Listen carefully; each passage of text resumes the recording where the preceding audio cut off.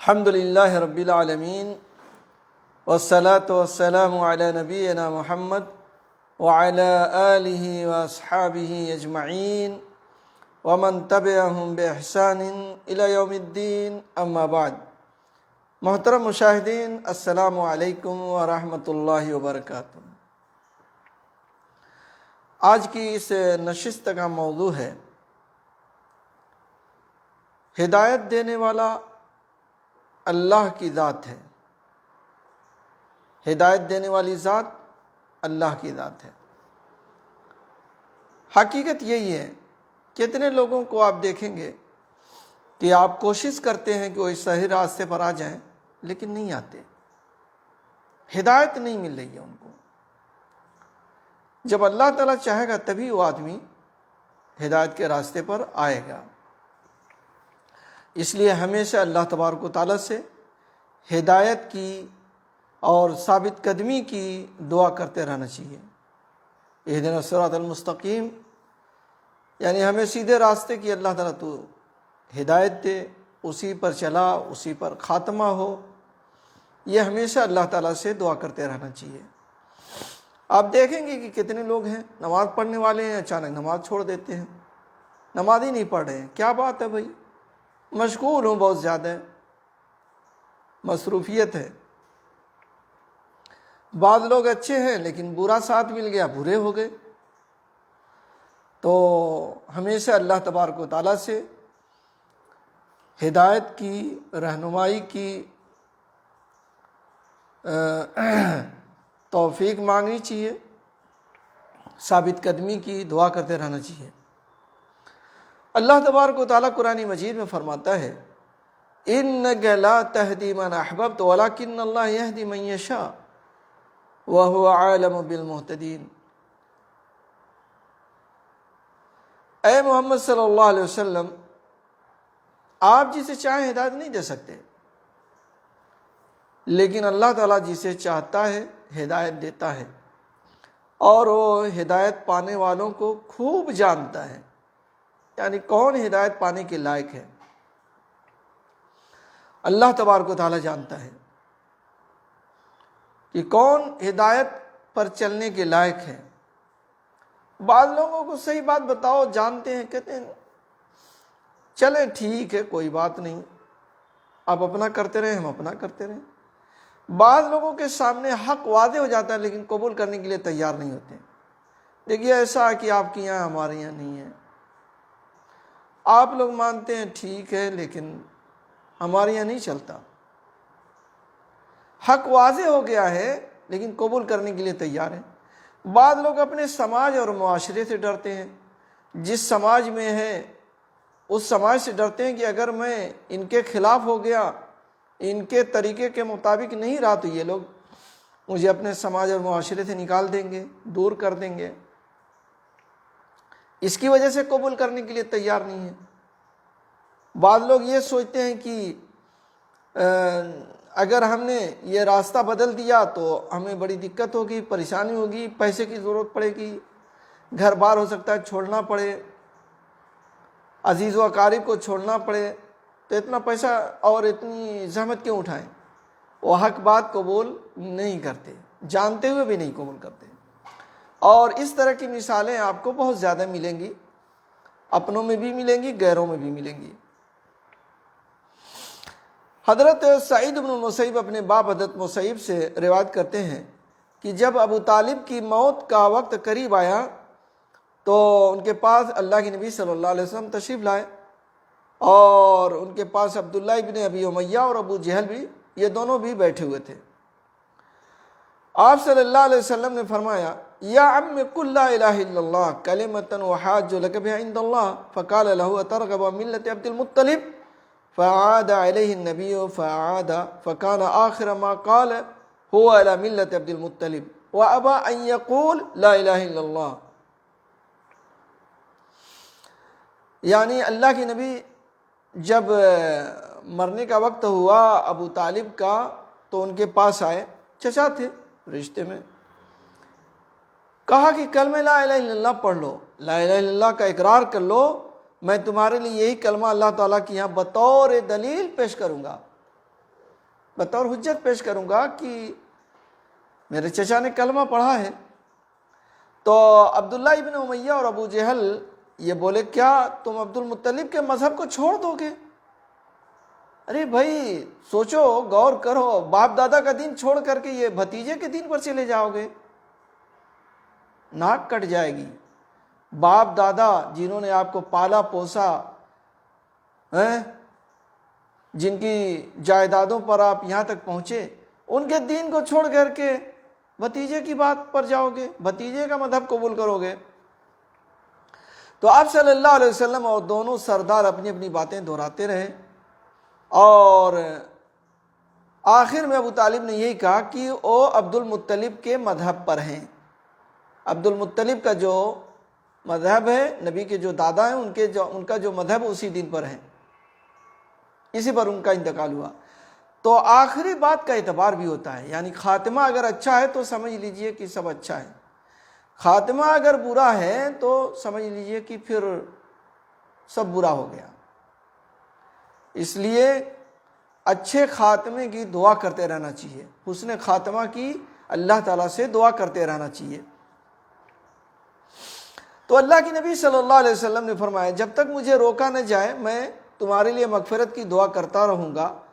اس پر اللہ تعالیٰ نے یہ آیت نازل فرمائی، ما کان للنبی والذین آمنوا ان یستغفروا للمشرکین ولو کانوا اولی قربا. نبی اور اہل ایمان کو زیبا نہیں دیتا کہ وہ مشرکین کے لیے مغفرت کی دعا کریں، خواہ وہ ان کے رشتہ دار ہی کیوں نہ ہوں. اور اللہ تعالیٰ نے ابو طالب کے بارے میں یہ آیت نازل فرمائی، انک لا تہدی من احببت ولکن اللہ یہدی من یشاء وہو اعلم بالمہتدین. اے محمد آپ جسے چاہیں ہدایت نہیں دے سکتے، لیکن اللہ تعالیٰ جسے چاہتا ہے ہدایت دیتا ہے، اور وہ ہدایت قبول کرنے والوں کو خوب جانتا ہے. یعنی ہدایت دینے والا اللہ تعالیٰ، آپ بھی نہیں دے سکتے. دیکھیے اس آیت میں اللہ کے نبی صلی اللہ علیہ وسلم کو اللہ تعالیٰ خطاب کر کے کہہ رہا ہے کہ آپ جسے چاہیں ہدایت نہیں دے سکتے. آج ہمارے یہاں کیا کہہ رہے ہیں لوگ؟ نبی صلی اللہ علیہ وسلم ہر چیز کے مالک ہیں، کائنات میں ہر چیز کے مالک ہیں، انہی کا حکم چلتا ہے. لیکن اللہ کے نبی اپنے چچا کو چاہتے رہے کہ مسلمان ہو جائیں، اس دین میں آ جائیں، اور کلمہ بھی پڑھا رہے ہیں آخر میں کہ کلمہ پڑھ لو، لیکن نہیں پڑھا سکے. اور اللہ تعالیٰ نے فرمایا کہ آپ جسے چاہیں اسے ہدایت نہیں دے سکتے، ہدایت دینے والا اللہ تعالیٰ ہے. اور ایک دوسری آیت جو شورا کی ہے، وَإِنَّكَ لَتَهْدِي إِلَىٰ صِرَاطٍ مُسْتَقِيمٍ، یعنی اس کا مطلب ہے بے شک آپ راہ راست کی رہبری کر رہے ہیں، یعنی سیدھا راستہ آپ دکھاتے ہیں، لیکن اس پر چلانے والا، اس کی ہدایت دینے والا، اس پر لانے والا اللہ تعالیٰ ہے، اس پر لانے والا اللہ تبارک و تعالیٰ ہے. اس لیے ایسے لوگوں کو ہوش میں آنا چاہیے جو نبی صلی اللہ علیہ وسلم کو مختار کل کہتے ہیں. بھئی کون نہیں چاہتا کہ اس کا چچا مسلمان ہو جائے؟ اور ابو طالب کے بارے میں حضرت عباس رضی اللہ عنہ جو ان کے بھائی ہیں کہتے ہیں اللہ کے نبی سے کہ آپ کے چچا ابو طالب نے آپ کی حفاظت کی، آپ کے لیے لوگوں سے غصہ ہوتے، یعنی آپ کی ہر طرح سے مدد کی، لیکن آپ ان کے کام نہیں آئے. تو اللہ کے نبی فرماتے ہیں کہ اگر میں نہ ہوتا تو وہ جہنم کے سب سے نچلے طبقے میں ہوتے، میری وجہ سے ان کو جہنم کا سب سے ہلکا عذاب دیا جائے گا. یہ بخاری مسلم کی روایت ہے. بعض لوگ تو ابو طالب کو جنت میں داخل کر دیے ہیں. یہ بخاری مسلم کی روایت ہے کہ اللہ کے نبی فرماتے ہیں کہ ان کو 2 جوتے آگ کے پہنائے جائیں گے، آگ کا 2 جوتا پہنایا جائے گا، اور جہنم کی چھچلی جگہ پر ہوں گے 2 جوتا ہی آگ کا پہنایا جائے گا، اور اس کی وجہ سے ان کا دماغ کھولے گا جیسے ہانڈی میں گوشت کھولتا ہے. اس کی تپش اور اس کی گرمی اتنی تیز ہوگی کہ دماغ کھولے گا جیسے پانی ابلتا ہے ہانڈی میں، گوشت ابلتا ہے ہانڈی میں، اور وہ کہیں گے مجھے سب سے سخت عذاب دیا جا رہا ہے۔ تو میرے بھائیو دوستو، ابو طالب نے نبی صلی اللہ علیہ وسلم کی مدد کی، آپ کی خدمت کی، آپ کے لیے سہارا بنے، اور نبی صلی اللہ علیہ وسلم نے چاہا کہ وہ کلمہ پڑھ لیں، مسلمان ہو جائیں، تاکہ اللہ تبارک و تعالیٰ ان کی مغفرت کر دے، ان کو جنت میں داخل کر دے۔ ایسا نہیں ہو سکا۔ آخر میں انہوں نے کلمہ نہیں پڑھا۔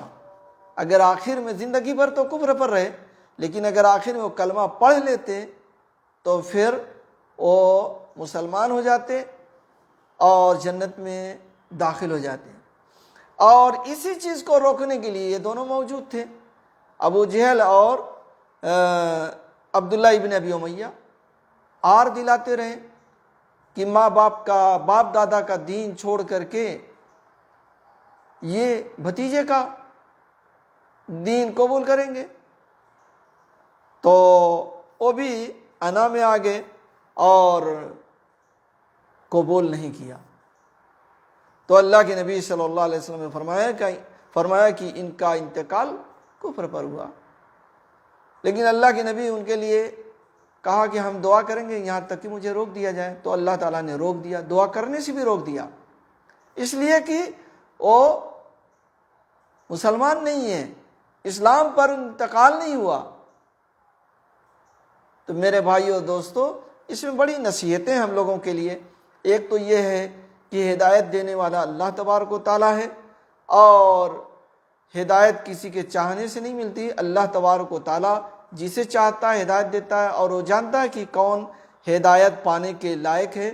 اس لیے ہمیشہ اللہ تعالیٰ سے ہدایت کی دعا کرتے رہنا چاہیے، اور نیک اعمال پر ثابت قدمی کی دعا کرتے رہنا چاہیے، اور حسن خاتمہ کی دعا کرتے رہنا چاہیے، اچھے خاتمے کی دعا کرتے رہنا چاہیے۔ اگر خاتمہ اچھا ہے تو پھر یہ تمام اعمال قبول کیے جائیں گے، اور اگر آدمی کا خاتمہ ہی برا ہو گیا، آدمی آخر وقت میں بے نمازی ہو کر کے مر رہا ہے، جھوٹ بولنے والا زناکار ہو کر کے مر رہا ہے، چوری کرتے ہوئے مر رہا ہے، یعنی برائیوں میں اس کا خاتمہ ہو رہا ہے، تو پھر وہ کیسے جنت میں جائے گا؟ اس لیے ہمیشہ اچھے خاتمے کی بھی دعا کرتے رہنا چاہیے اللہ تعالیٰ سے۔ اللہ تعالیٰ ہم لوگوں کو جب تک اس دنیا میں رکھے، اپنے دین پر رکھے، اور جب ہمارا خاتمہ ہو تو کلمہ لا الہ الا اللہ پر ہو۔ آمین۔ وآخر دعوانا ان الحمد للہ رب العالمین، وصلی اللہ علی نبینا محمد وعلی آلہ واصحابہ اجمعین۔